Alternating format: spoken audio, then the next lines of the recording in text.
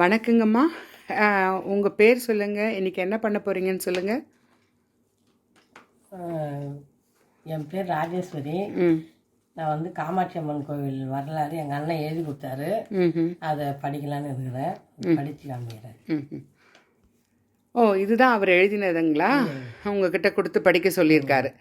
காமாட்சி அம்மன் வரலாறு அப்படின்னு சொல்லிட்டுன்னு. அவர் பேர் என்னங்க? தட்சிணாமூர்த்தி. இது நீங்கள் படிக்க போகிறீங்க. சரிங்கம்மா, இப்போ படிங்க. அருள்மிகு காமாட்சி அம்மன் வரலாறு. திருக்கயிலாயத்தில் ஈசன் பார்வதி விளையாடி கொண்டிருந்த போது ஈசனின் கண்களை பொத்த சிறிது நேரம் லோகம் இருண்டு விட்டது. உயிரினங்கள் துன்புற்றன. அதனை கவனித்த ஈசன் கோபம் அடைந்து விட்டார். பிறகு ஈஸ்வரியை சபித்து பூலோகம் அனுப்பி வைத்தார். ஈஸ்வரி புண்ணிய பூமியான மாங்காட்டில் காமாட்சியாக தவமேற்றாள்.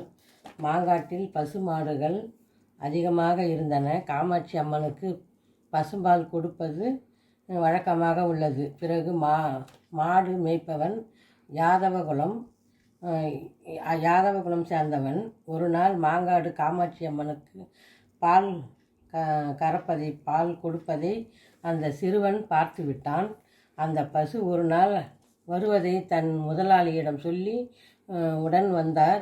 பிறகு பசு காமாட்சி அம்மனுக்கு பால் கொடுப்பதை கண்டார். காமாட்சி அம்மன் யாரிடமும் இந்த சம்பவத்தை சொல்ல வேண்டாம் என்று எச்சரித்தாள். அதை அவன் ஏற்க மறுத்து சொல்லி பசுமாடு கட்டி போட்டு துன்புறுத்தினான். அதை கண்டு காமாட்சி அம்மன், உங்கள் குலம் யாதவர் இங்கு இருக்க வேண்டாம் என்று சபித்து விட்டார்.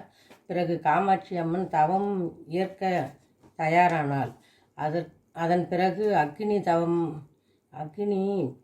அக்னி பகவானை அழைத்து பஞ்சாக்கிளி வரவழைத்து அதில் நடு அக்னியில் நூலை கால் விரலை வைத்து நின்று ஒரு கால் மடித்து நின்ற கோலம், ஒரு கை விரலை மடித்து ஒரு கை விரலை தலையில் உத்திராட்சம் வைத்து கொண்டு கடுந்தவம் ஏற்றாள்.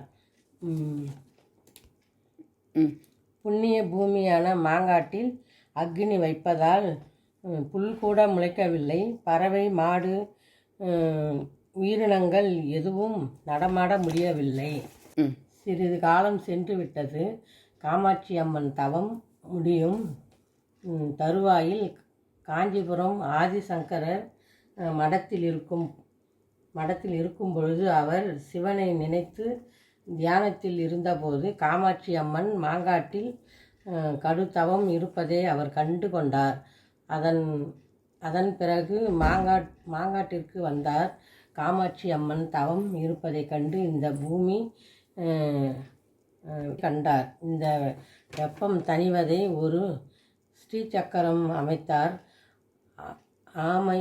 ஆமை முதுகு ஓட்டின் மீது பஞ்சாட்சரம் 4 புறமும் வாசல் 3 வளையம் கொண்டது. 43 முக்கோணம் அமைத்து நடு பிந்து ஸ்ரீ சக்கரத்தை பற்றி எழுதியிருக்காங்க. இந்த வெப்பம் தணிவதை ஒரு ஸ்ரீசக்கரம் அமைத்தார். ஆமை முதுகு ஓட்டின் மீது பஞ்சாட்சரம் 4 புறமும் வாசல் 3 வளையம் கொண்டது. 43 முக்கோணம் அமைத்து நடு பிந்து ஆபரணத்தில் சக்தி பீடம் அமைத்தார். அந்த பீடத்தில் 8 அர்த்தமேது மூலிகை பொருட்கள் அடங்கியுள்ளது. அஷ்டகந்தகத்தால் அமைந்துள்ளது. வழிபட்டார். பிறகு வெப்பம் தணிந்து காமாட்சி அம்மன் தவம் முடிந்து ஈசனை வழிபடச் சென்றார். இந்த மாங்காட்டில் வெள்ளீஸ்வரர் ஆலயம் இருக்கின்றது. தினமும் ஈசனை வழிபட்ட ஐதீகம். அம்மன் நின்று தரிசித்த பாதம் இன்னும் இருக்கின்றது. காமாட்சி அம்மனுக்கு 2 பெயர்கள் உண்டு. ஆதி காமாட்சி, தவ காமாட்சி என பெயர்கள் உண்டு. குலோத்துங்கன் சோழன் காலத்தில் இந்த ஆலயம் நிறுவப்பட்டது. சுமார் 2000 ஆண்டுகள் பழமை வாய்ந்தது. இந்த பூமி புண்ணிய பூமி என்று அழைக்கப்படும். ஆமாங்கம்மா, இங்கே இன்னும் அந்த காமாட்சி அம்மன் கோயிலை நான் போய் பார்த்துருக்கேன். அந்த சிவனை வந்து வெளியேருந்து நந்திக்கும் சிவனுக்கும் நடுவில் நின்று அம்பாள் வந்து சிவனை வந்து ஜன்னல்லேருந்து பார்க்குற மாதிரி இருக்கும். அந்த பாதமும் இன்னமும் இருக்குது. நம்ம மாங்காடு கோயிலுக்கு போனால் சிவன் கோயிலுக்கு போய் பார்க்கலாம். அது மட்டும் இல்லை, நவகிரக ஸ்தலத்துலேயும் ஒரு முக்கியமான ஸ்தலமாக விளங்குது.